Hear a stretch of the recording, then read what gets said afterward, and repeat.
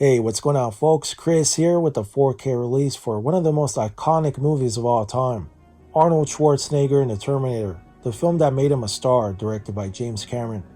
And this release comes after the controversial 4K releases of Aliens, The Abyss, and True Lies.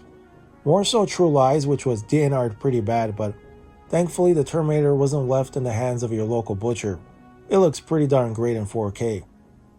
So the movie was shot on 35mm film, and it maintains that film-like appearance with a fine layer of grain that doesn't overpower the image, and deep inky black glows with great depth, especially during daytime scenes.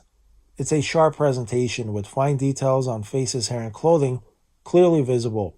Sure, the image does slightly soften up at times, but I'm sure that's how it looks on the original camera negative. Sometimes lighting conditions can do that, and the quality of the film stock being used.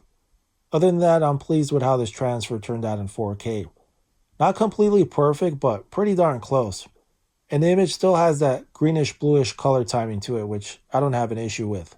For the audio, we get both the ATMOS mix and the original theatrical track, which is a real treat. And both tracks sound excellent, especially if you want to go with the original mix and what it sounded like back in theaters 40 years ago.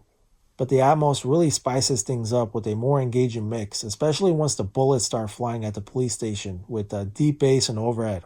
And with that iconic soundtrack, man, what a nostalgic trip. Awesome stuff here.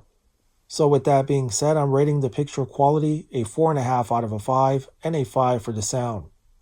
For extras, you get 7 deleted scenes with optional commentary by James Cameron, plus creating the Terminator visual effects and music, the Terminator Closer to the Real Thing featurette, as well as Unstoppable Force, the legacy of the Terminator.